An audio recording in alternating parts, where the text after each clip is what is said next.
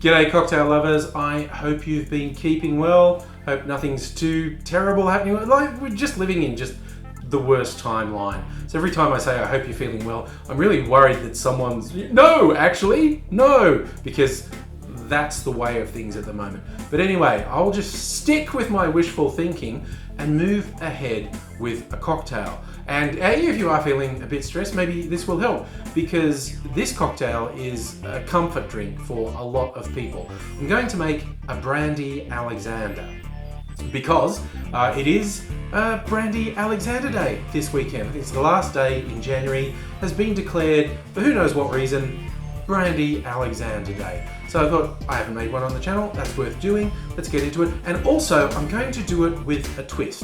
This is going to be a vegan Brandy Alexander. Normally a Brandy Alexander is made with cream or some dairy product, and I bought this recently. Disaronno brought out this velvet liqueur. It's like a creamy version of their famous Disaronno liqueur, but this is actually vegan.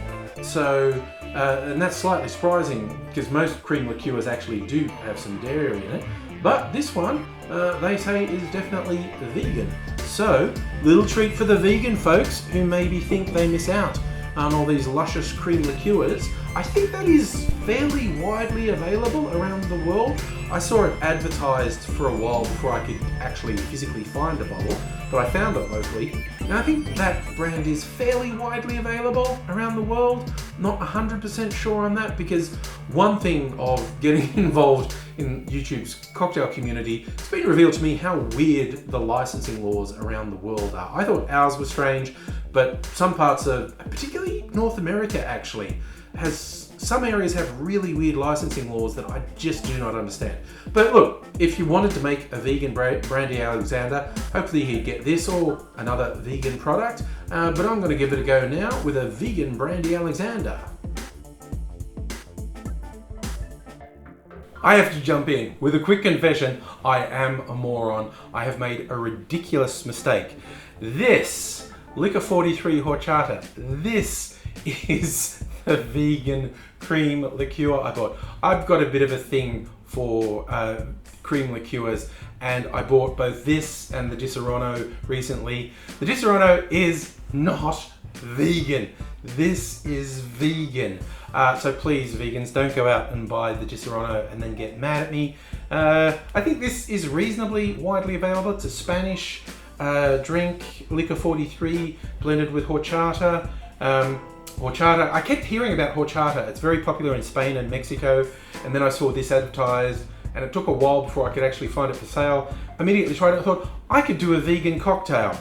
And then I proceeded to make said cocktail with not vegan thing. So I'm quickly making it again for a comparison. And I mean quickly, just gonna shake this.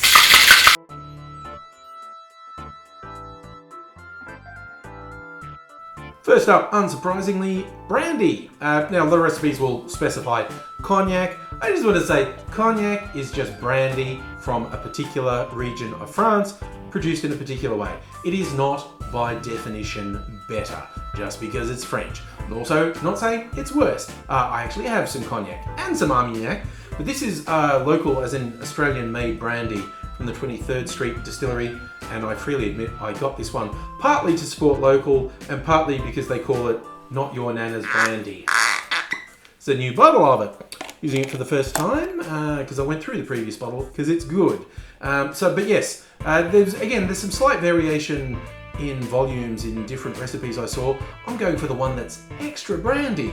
So I'm going to do 1.5 ounces or 45 mils of brandy. Another important ingredient is the chocolate liqueur, creme de cacao. You could probably use a range of chocolate liqueurs. I'm actually following the Difford's Guide recipe, so they actually split it between white and dark creme de cacao. So I'm going to do 1/3 of an ounce or 10 mils of white creme de cacao and 20 mils or 2/3 of an ounce of brown or dark creme de cacao. And again, a lot of recipes just said use brown creme de cacao, and there are a lot of chocolate liqueurs out there that aren't creme de cacao, worth experimenting in my humble opinion. Don't let yourself get too tied down. But I'm now going to add 20 mils of brown creme de cacao. The final touch is the cream element. Like I say, traditionally, it's just 1 ounce or 30 mils of cream. I'm going to use the Di Serono liqueur. So this is a creamy liqueur with that almond flavor that Di Serono, like Amaretto, has. So it's going to be a little bit different. But hey, like I said, I love to experiment. Don't get too tied down with rigid ideas. So I'm going to put 30 mils or 1 ounce of our cream liqueur in. I've added ice to the shaker, and because there's a cream element, I want to shake this really hard. Don't necessarily have to shake it for a long time, but give it a good solid shake for at least 10 or 15 seconds. That's it. Bang it in hard and shake away. I'm going to strain this into a coupe glass. There's no hard and fast rules with a glassware with a Brandy Alexander. I've seen people put it in a rocks glass with a big chunk of ice. Yeah, you could use a coupe, Nick and Nora, martini glass, whatever you're in the mood for. I was going to use my Nick and Nora, but I think volume-wise, it might have gone a bit high. There it is, very creamy and chocolatey looking beverage, but what does it taste like?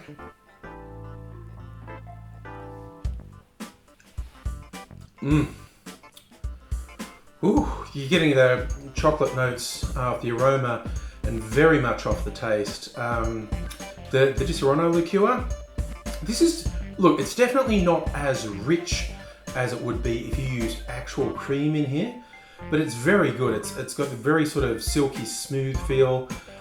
There is the little bit of that amaretto flavor in there, but it's not overpowering. It's just under the chocolate notes. The brandy has pretty much just blended in. The chocolates come to the fore, in my opinion. But this is, I think this would be an end of the evening drink for me. Very much dessert in a glass.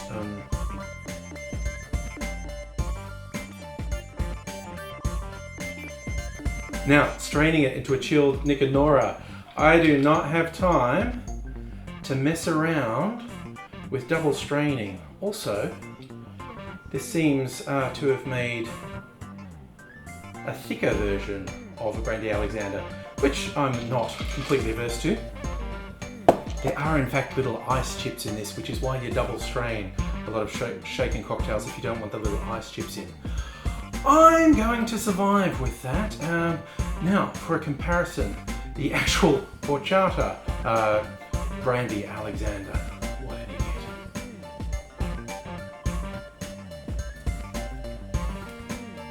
idiot. Ooh. I feel like, if anything, this has accentuated the chocolate flavors in the Brandy Alexander even more than the Di Serono did. Like, honestly, if you're not vegan and you want to try out that Di Serono liqueur, I would recommend it. I think it's great. But, you know, Brandy Alexander is such a common, popular comfort drink, but it has cream in it, so you're being left out in the cold if you're a vegan. But I think this is a really good version of Brandy Alexander. So yeah, if you're a vegan and you always wanted to get in on it, this particular product, obviously I'm not sponsored, I wish. That's my goal, to have a successful enough cocktail YouTube channel that people send me free booze. That's the dream. Not happening yet, I'm buying everything you see. But yeah, I think vegan Brandy Alexander, this is a good one. Oh, and why not? There's a reason Brandy Alexanders have been popular for over 100 years. It's really good. And of course, even with such a simple recipe, there is room for a bit of experimentation because different brandies, cognacs, are going to bring their own character to it. And depending on what chocolate liqueur you choose, what type of creme de cacao or other chocolate liqueur. And like I said, I've used a vegan cream liqueur to do it. Most people do it with cream, but there's a bunch of other cream liqueurs out there you could experiment with. Why not? You know, there are worse things in the world than experimenting with how many different ways you can make a nice creamy cocktail. Like, I don't want to drink creamy cocktails all the time, but sometimes they make for a good change. And like I said, there's a reason a Brandy Alexander has been popular for over 100 years. Why not give it a try? Oh, well, I hope you enjoyed that. I hope you perhaps enjoying a Brandy Alexander of your own to mark Brandy Alexander Day. I hope to see you again soon. So hey, if you're not already subscribed to the channel, it'd be great if you did. Hit the little notification bell so you know when I upload videos. Usually I upload at least 2 or 3 videos a week. And sometimes I tie them around days and events, and sometimes it's just a drink that's caught my eye, exploring the world of cocktails. So I'd love to have you back exploring with me, but in the meantime, take care, look after yourself, look after people around you, and maybe enjoy a Brandy Alexander. Cheers.